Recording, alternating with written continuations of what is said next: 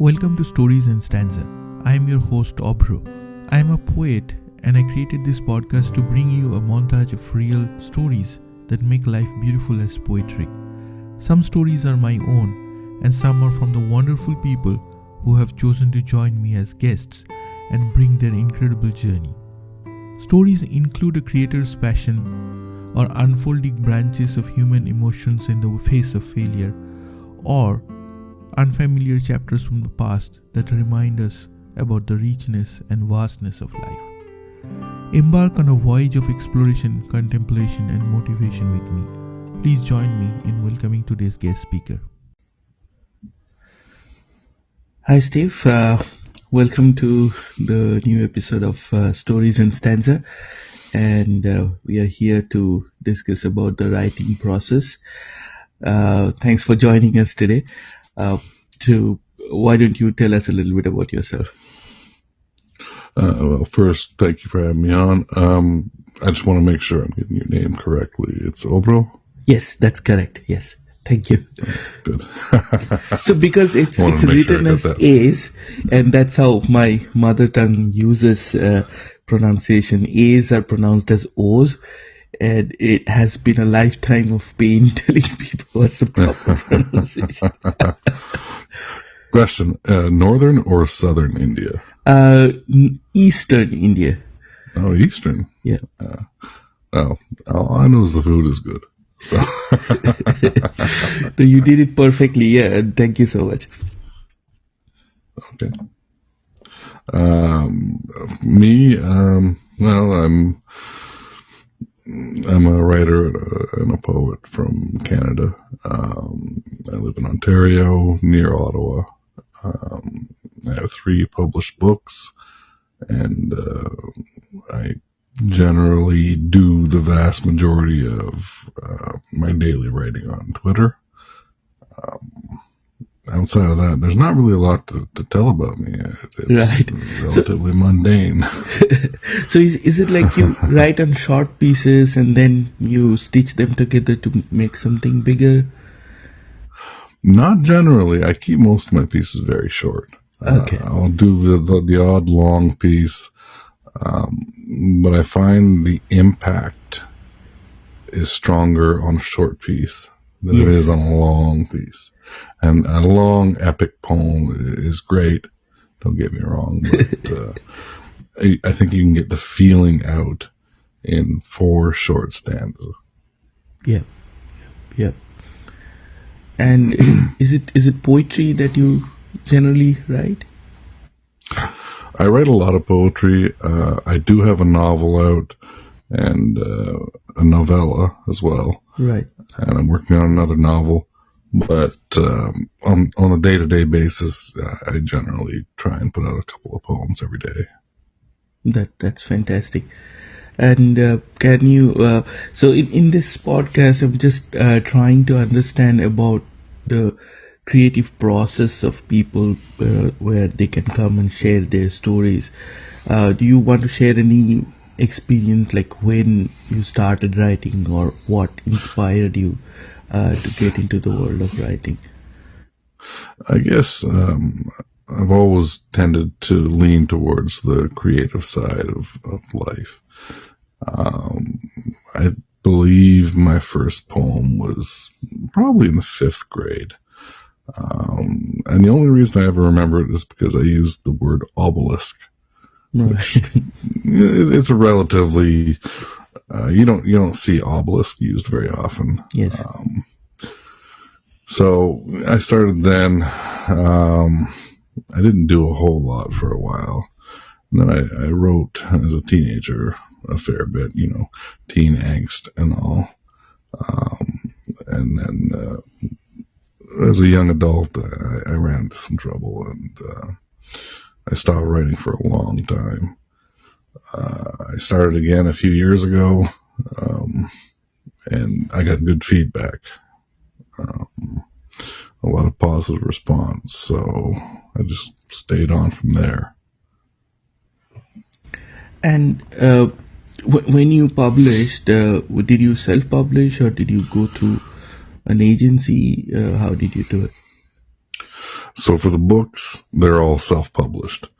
I have been published in a couple of different separate publications where I've submitted, but honestly, at my age, I'm getting near 50, so I don't have time to wait. When I have the words, I want them out there. I don't plan on getting rich with this. It's just a bit of a passion of mine, so I would rather have the words out there before I pass. Yeah. This is something I hear from self-published authors, and I am self-published myself. So what they say is like publishing is the easy part, but doing these promotions and marketing, that kind of takes the soul out of an author. Do you feel that? Marketing is difficult. I mean, right now, if you look, it's sort of the double-edged sword of being able to self-publish, is that you can self-publish, and so can everyone else. So there's millions and millions of books out there right now, and some of them are great, and some of them are not. So it just, how do I say this? Basically, it's difficult to stand out. You have to do everything you can.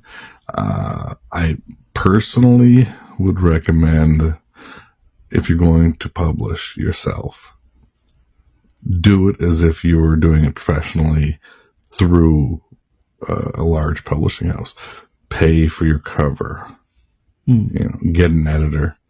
I don't so much edit for the poetry as much, because it's really hard to edit poetry. It seems kind of pointless in my idea. But for the novels, absolutely pay for an editor, and regardless, always get a decent cover.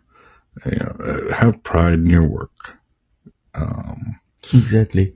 Yeah, if you're not, we're not getting rich on it.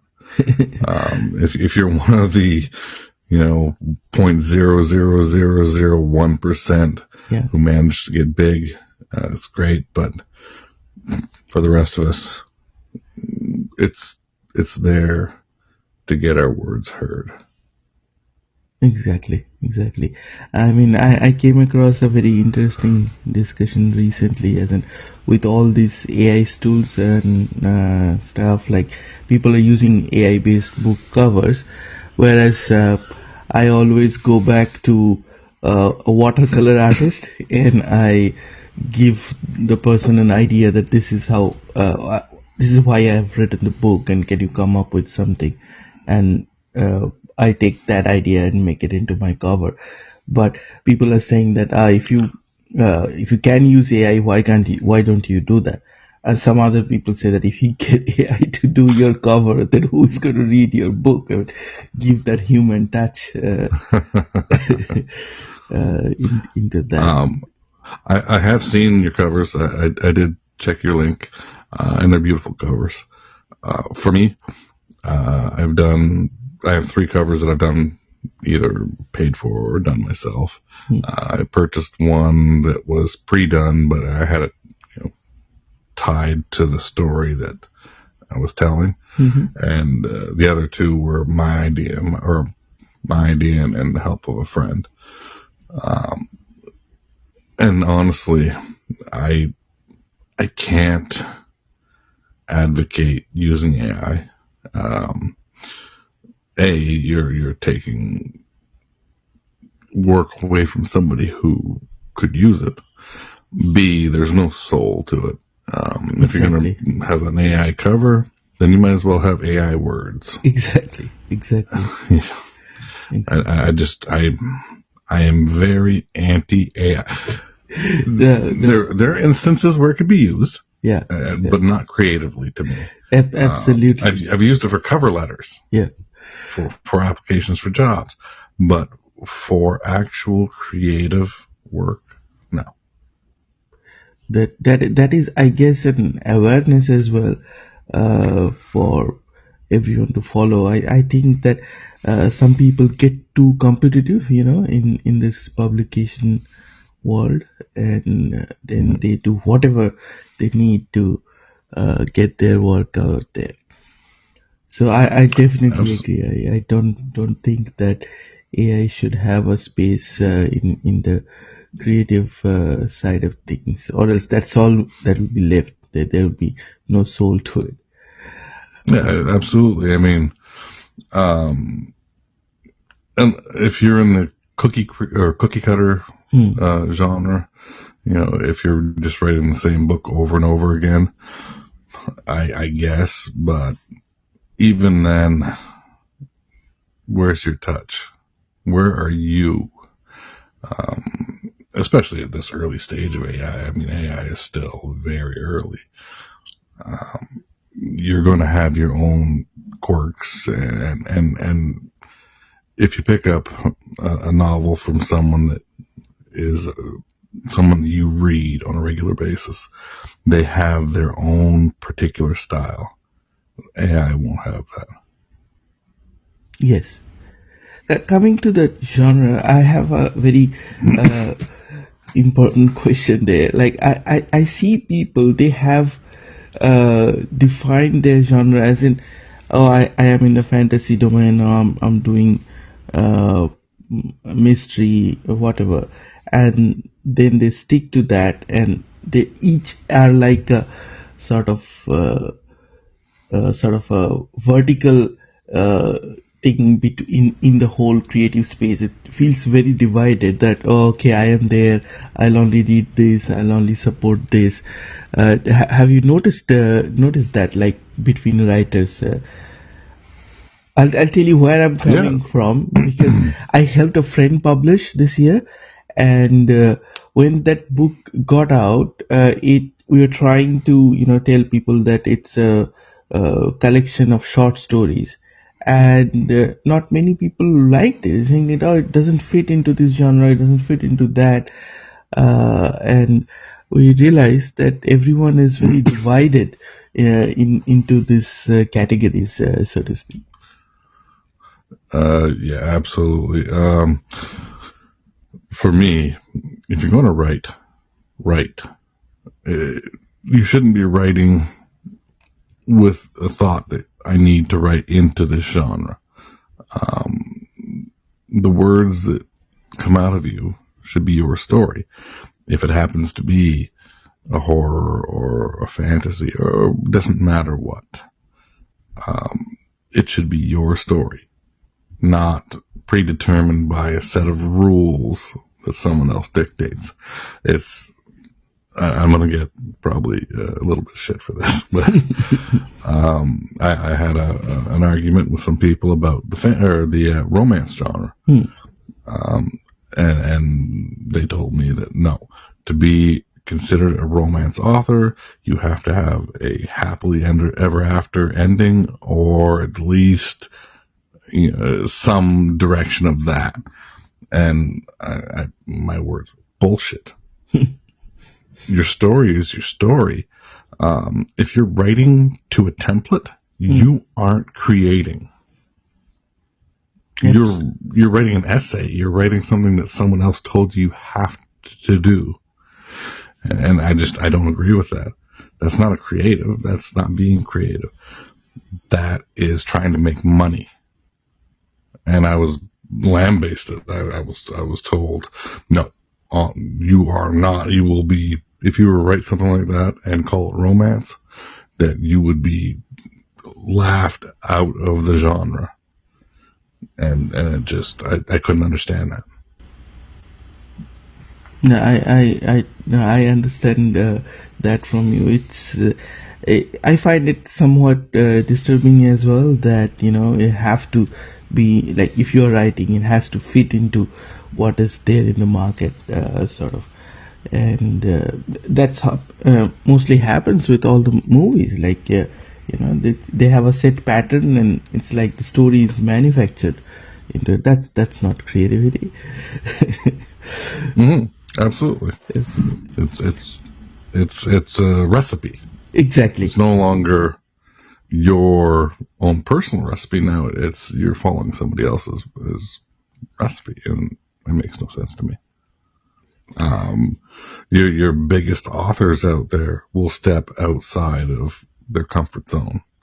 Your Stephen King's, he will write things that are not specific to the horror genre, despite the fact that he is the biggest horror author probably who ever lived, bar maybe Poe. So to be good and to be great, you can't follow someone else's stipulations, I don't think. Absolutely. I wanted to hear about your writing goals, as in, do you set, I see a lot of people said, I need to write these many words, this is my writing goal, or maybe I want to release 2 books per year, 1 book per year. Do you go with any objective like that, or do you write freely on your own? I absolutely freely. There are authors out there who put out, was it Faulkner? No. Who was that only did the one or 2 novels in his life, and he's considered one of the greats. I can't put that on me. If I put that kind of stress on me, I would give up. I have, I try and write something every day. It doesn't have to be part of a novel. It can be a poem. It could be a very short blurb. I try and write something, because the only way to write is to write. But to say, well, I need to have 2 novels out this year. Well, life happens. We all have our battles and our personal issues. And last year I had a horrible year, and so far this year hasn't been much better. And if I dictated that I needed to have this done, I would just dig myself a deeper hole. And I don't think it's wise to do that for yourself. Exactly. Some people work great on it. I'm sure it works for some people. I'm not going to dig those that say, I want to have this much done a year. Great. But for me, no. I mean, I noticed that, like, there is this, people say, oh, these are my number of words, and they scare me, to be honest. Like, oh, how can they achieve this? Like, I have a day job. Well, I'm gonna say this right now. Yeah. And this will probably piss some people off, but I've seen a lot of people say, I wrote 2,000 words today. I wrote 2,500 words today. I wrote 4,000 words today. They don't have a single novel published. Yeah. Are you writing the words? The goal is to get your words out there. Mm-hmm. It isn't to compete and show everybody I can do this. That's pointless to me. Yeah. That's bear with me. That's look at how big my penis is. That's essentially what it is. And it's pointless to me. I mean, I've sat down in a day, and the max I've ever done is about 2,500 words. And that was on a deadline that, okay, I need to have this done today. Generally, you write what comes comfortably. And to brag about how many words you did, it is what it is. Yeah. Are the words good? I could write 10,000 words in a day and they could be all garbage. Yeah. Yes. I mean, I started writing in Medium for some time. I mean, I still want to write there.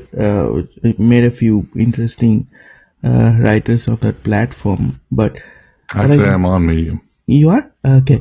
So yeah, I haven't written anything in a couple months, but I am there. Yes, and what I noticed is that since there is a little bit of money involved, and I know that changed towards the end of last year, people just get so competitive over each other. Like, oh, I need to get this many followers. Oh, I need to get this many reads, etc. But when they do that, it's like, oh, to get more money, I should write like more fluff pieces, which is this big, and then there is no quality of writing, and that No, yeah, that no, I completely agree with you. If you're writing for money, yeah, what are you doing? Because on Medium, once again, almost no one in the world who publishes their work is getting enough money to make a living, let alone getting rich. I mean, just to live day by day. It's rare, very rare. So to just put out just tripe, why? Just have pride in your words. I don't think I'm the greatest poet who ever lived. I don't think I'm the greatest writer, but I'm proud of the words I write because I think they have my heart in them. I think that they are as well done as I can do. I don't fluff them. I don't add a bunch of excessive, unnecessary garbage. I just write because I love to write. Exactly. Yeah, that's the heart of writing, isn't it? Mm-hmm. Yeah. In any creative process, I mean, you could pump out 10,000 paintings a year. If they don't have your heart in them, then what's the point? And ever since you have been publishing, so have you had like readers reach out to you personally saying that they liked your work or they didn't like your work? Has that happened for you? Yeah, I've had good feedback, especially on social media. Yeah, that seems to be my biggest Kickstarter. And granted, I use a combination of images and I don't go purely writing all the time. I put jokes up. I put just little things.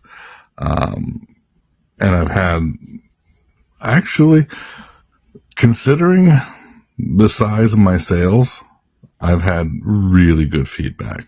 I mean, I've had a lot of people say, this novel stuck with me. This novel, I read it start to finish in a day, and, I didn't want it to end. Or your poetry touched my heart. It touched my soul. It made me feel things that I normally can't feel. And that's what makes me happy. That's beautiful.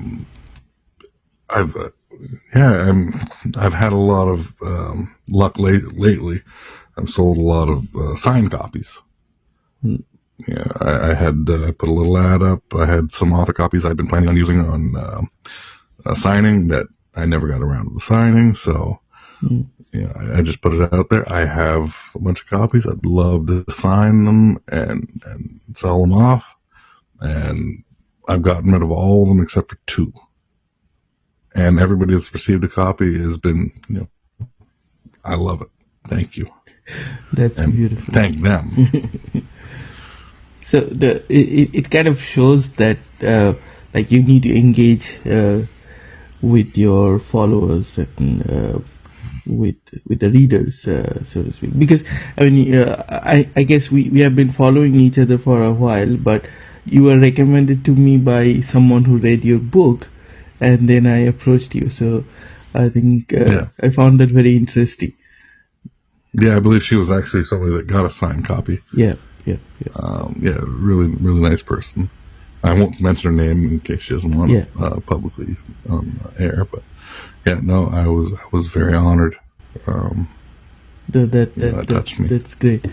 I want to hear your interpretation of the creative process affecting mental health, or do you think that mental health affects creative process in today's complicated world? What's your view on that? Have you encountered anything that you'd like to share? Okay, so nature versus nurture is essentially what you're asking. Yes. I believe that what's in our heart and what's in our head is what comes out.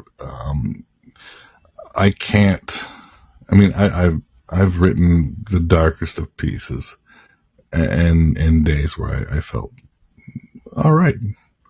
And conversely, generally, I usually will write how I feel, not write myself into a feeling.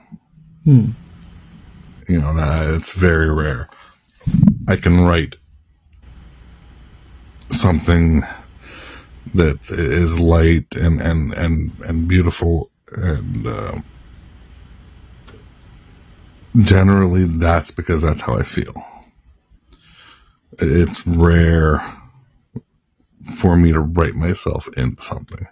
I can feed off of it, off of what I write.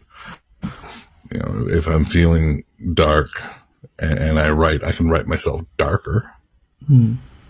But I can't come from a positive light and write something dark that makes me feel darker.